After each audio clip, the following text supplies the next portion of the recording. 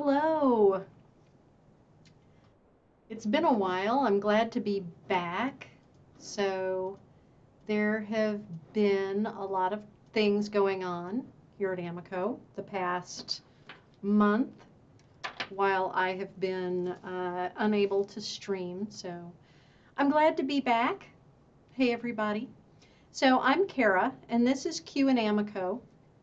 And for those of you who have not tuned in to my live streams before, this is a kind of casual stream where I'm going to do some glazing and I'm going to answer questions. So if you want to drop a comment into the chat, hopefully I can see it.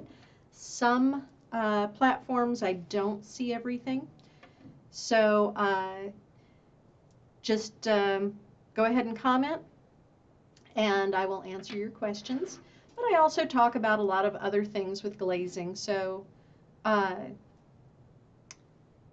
with Amaco brushing glazes primarily, but we have some other things that I do often talk about. So today I'm going to do a peacock bowl.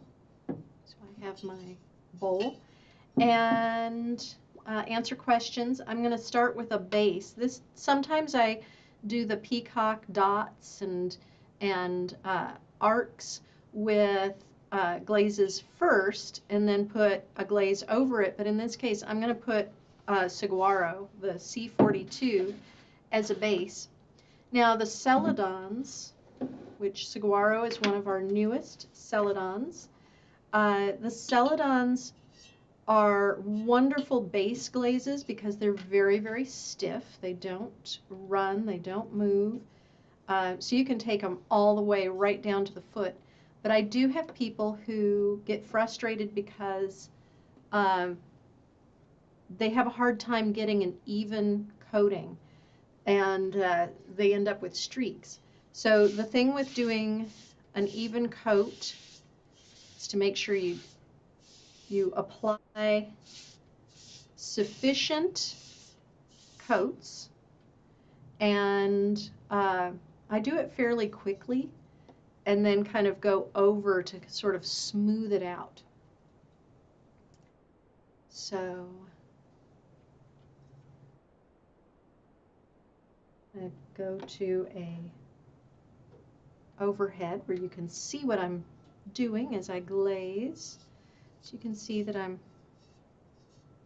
kind of applying it and then going over. I also, you may notice that I used a wet sponge. It wasn't dripping wet, but it was a damp sponge to go over my bisque. And that helps so that the glaze doesn't dry too quickly.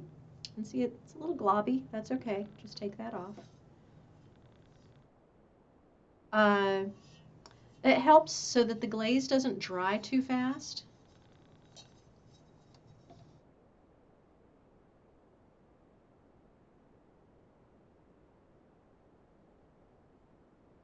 Now, this can confuse some people who are thinking that, you know, I've put quite a lot of glaze on here. This is one coat. Some people see me go over a spot again and again and they think, well, that was 2 coats. That was not 2 coats. That was 1 coat. Until that coat is dry, that is, I consider that a single coat. I'm also going to go around the edge here. I'm not going to go down the sides because I'll show you how I do that if we go that long today. But what I'll do is when the 3 coats on the inside are dry, I will flip this bowl over like that and I'll glaze the outside. I can do that on a turntable, I can do that on a wheel, or I can just do it on the table. Either way. So some of the glazes that I like to use for peacock glazing include lustrous jade. This is one of my favorites. And it is another green, so it'll show up on the saguaro, but it won't be like, pow. Seaweed, very, very runny, great as a glaze for the peacock glazing because it really does flow, and it's very dark, so it'll show up really well. Another one that I'm going to think about using is Midnight Run. This is one of our new PCF glazes, and it's a dark blue, kind of a gray blue. So this will run a bit, but it's not super, super runny. And then the other one that I think I would like to use today is Ancient Jasper, PC53. And Ancient Jasper does move quite a bit, but you do have to use a lot. So I think I might use this for the dots and this for the W's, maybe. We will see, but I want to get the 3 coats of the saguaro on there first. And I am not seeing any comments. So I'm wondering, I see that people are watching, but I'm not seeing any comments. So I don't have any questions that I can answer for y'all. Can everybody hear me? Is the volume good? Is the video showing up okay? Let me see if maybe...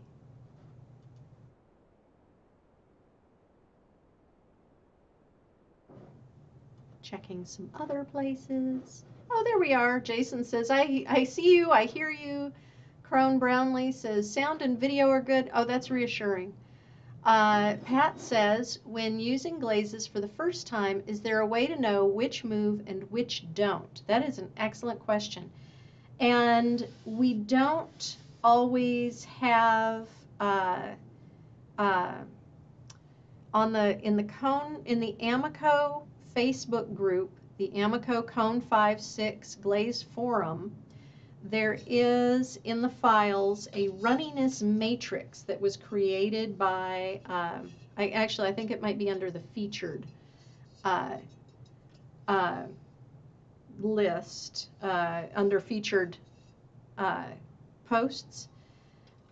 One of our users in that group posted, she put together a spreadsheet called the runniness matrix, and it does show which glazes are more runny than others. But I will tell you, the Celadons, the whole Celadon series, all of the Celadons, the satin mattes are all very, very stable and very stiff glazes, so you don't have to worry about them running. Most of the PC glazes will move a little bit if they're very thick or if they're layered. Some run a lot, some run very little, but you can look at the runniness matrix. I will tell you that if you're looking at the back of the label for glaze, if it says on the back of the label, you may see apply 3 coats of glaze. Here we go. Celadons are transparent gloss glazes. It does not say. What I was going to tell you is that some of them say fluid, and fluid means runny. If it says stiff, then it is not runny. Lustrous Jade says it flows and breaks. So does seaweed. Seaweed's a runner. Ancient Jasper is a runner. Celadons, not runners. Trisha asks, do you have a sample of a peacock bowl that's finished? I do not. Jason says, you mentioned wiping with a wet sponge to prevent glaze from drying too fast. Can you expand on that? Does it help in making an even application? It can. I just do a damp sponge, but it also makes the glaze dry slowly, so you want to keep that in mind as well. Good morning, Janet. Let's see, Crystal says, so glad to see you back. Thank you. I'm so glad to be back. And we have a question. Any news on honey flux in gallons? I have heard that there may be honey flux in gallons at some point coming up. Not sure when. But hopefully in the next year we will see it in gallons. So thank you all for some comments. I'm going to move my windows over so that I can see everything. There we go. So I have my second coat on here on the inside. It's still damp. You can see, let me see if I go back up, you can see where it's shiny. You can see where it's reflecting light. That is where it is not dry yet. It is not dry to the touch, so I am going to let it dry a little more. Janet says, you have a great peacock bowl on the 5/6 page. I do. I have some beautiful peacock bowls. I do not have one with this combo, but I have done peacock bowls with celadons as a base, so I know that it's going to work really nicely. Mostly I've used it with honey flux as a runner for the W's, for the U's. So we'll see how that works. Let's see. That's still going to take a little bit more time. And so I'm going to let that rest for a minute. And let's see, some other questions that have come up in the past month since I have not been streaming have been about the new Cosmos glazes. So we are going to have some more videos out about the Cosmos glazes. I'll be talking about them some more. Some things that people have been curious about. I have heard some comments that people seem to think that the Cosmos glazes will look like a regular glaze in a normal firing, where if you don't do a slow cool, they just look like a plain glaze, and that is not the case. Even in a regular firing, just fire up and let it cool naturally, it does, they do create crystals. They do look iridescent. They're really, really spectacular, even in a regular firing. So Pat asks, is there a rule for choosing glazes for the peacock effect? Do you always need non-fluid base, or do dots need to be fluid? So Pat, you want to have fluid glazes, but they can be all fluid glazes, the base as well as the dots and the U's. They can all be fluid glazes, or the base color can be a stiff glaze. But you do need the dots and the U's to be fluid. So you want to choose really runny glazes for the dots and the U's. And then you can choose a non-fluid base or a fluid base. It's up to you.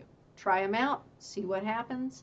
Jason asks, why do you want to slow the glaze drying process with a damp sponge? Jason, it's easier to get an even coating of glaze if the glaze dries very slowly. So if you, the purpose of gum solution, you hear me talk about gum solution a lot. Gum solution in brushing glazes serves two functions. One of them is that it acts like a glue to help the glaze kind of stick on the pot, stay on there. But the second thing that it does is it slows the drying process of the glaze, making it much easier to brush on. Most dipping glazes, if you try to brush them, they kind of go and they stick right there, and then you get like a blob, and then there's no glaze. You cannot make a nice even brush stroke with them. So this is still a little damp, but I can go ahead and add that third coat now. So I want the glaze to dry slowly so that I can go over and get a smoother surface instead of a blobby surface. This is also why I use very soft brushes, is to get a smoother surface. So that's why I like to slow down that drying process a little bit. But you don't have to. That's just one of the things that I have done that helps with if you're having an issue getting your celadons to be even, then that is a way to get a less brushy surface.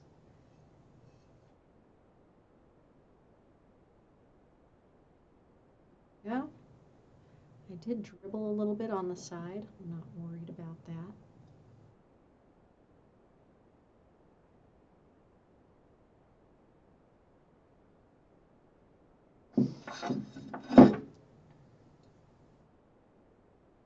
So that's my 3 coats for the inside. I'm going to have to wait for doing the outside.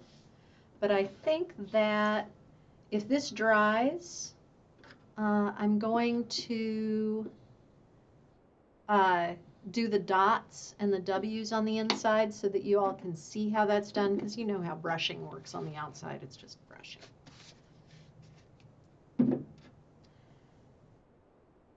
So, other questions?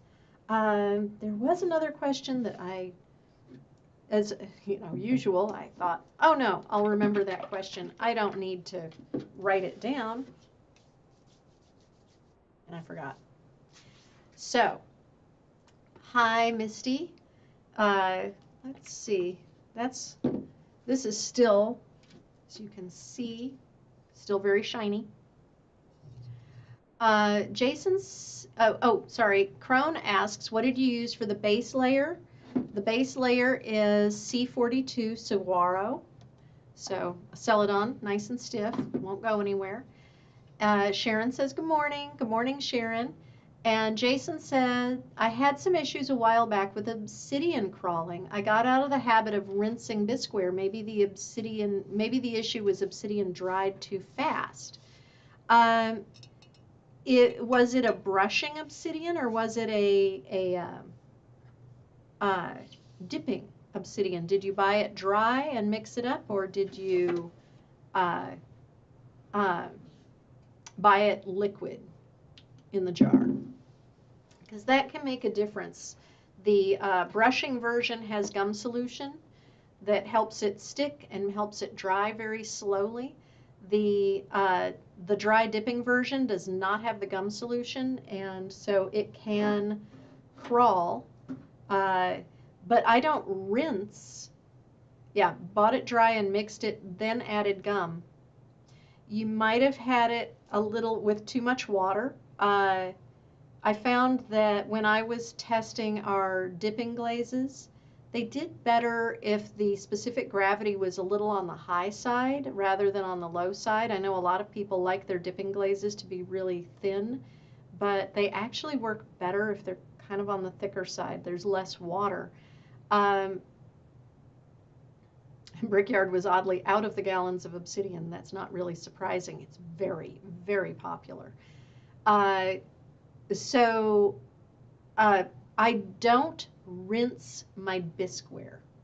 That is too much water. So I would say do not rinse your bisqueware. I'm just using a damp, not wet, not soaking, just a damp sponge. So don't rinse it under water. And I would say that, so you said your specific gravity was right in the middle of the recommended value. I would say mix it a little on the high side, especially if you're going to add gum solution. The brushing glazes which have gum solution in them, are actually a higher specific gravity than the dipping glazes. So that would help. But generally, if you're having any issues with your dipping glazes, I will refer you to our tech support team, because they can give you very specific personalized help, and the dipping glazes can be a little tricky. Victoria asks, do you use a heat gun to help in drying? I do not. You can. I do not, because generally, except for doing the videos, generally when I'm glazing so many pieces at once that I just have a production line. So I'll have like 6 or 7 or even more bowls like this, and have them in a line, and I just glaze down the line. By the time I get to the end, it's time to go back to the beginning and do the next piece. So I don't use a heat gun, but I do worry that they can dry things out too fast on the top and not dry them all the way through. But if you like using a heat gun and you're not burning yourself with it, that can help to speed things along. Jason, you're very welcome, and this is still a little damp. See, still a little damp. But what I am going to do, so we only have about 10 more minutes, I will maybe set this aside and finish glazing it, not next week, but the week after when I come back for the next Q in Amaco. Next week will be glazing with Amaco, and I think that I might be doing another Cosmos video. I know that you guys have seen a little bit, but I have some questions that have come up, some commentary that has come up, and I wanted to make sure to address that and talk about some of our different firing programs as well. So the Cosmos glazes should be showing up on your local Amaco distributor shelves very soon, if they have not already. And I want to make sure that if you have any questions, that you can get them answered next week. So next week we'll talk about Cosmos. I'll come back and finish glazing this the week after. Jason asks, any samples of the Cosmos glazes on speckled clay bodies? I don't think I have any samples of speckled clays at the moment. We discontinued our speckle clays, and so I don't have any test tiles. I do think that we've tried them on some darker clay bodies, and I will see what I can find before next week. Sharon says, what do you recommend to rehydrate brushing glazes when they totally dry out in the jar?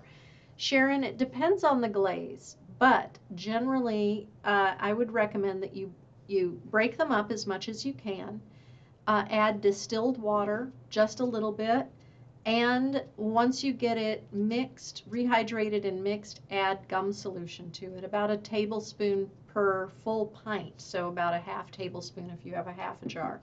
Some glazes, like saturation metallic, cannot be rehydrated. Once it has dried out, it is gone. But most of the glazes that are in production can be rehydrated.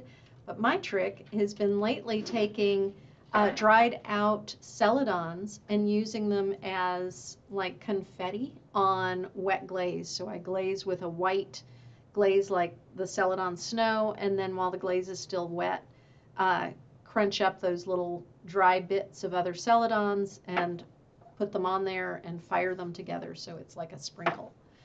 That's a fun way of dealing with dried out glazes. Zhao Jun says, what is the recommended amount or ratio to add gum in the dipping glaze?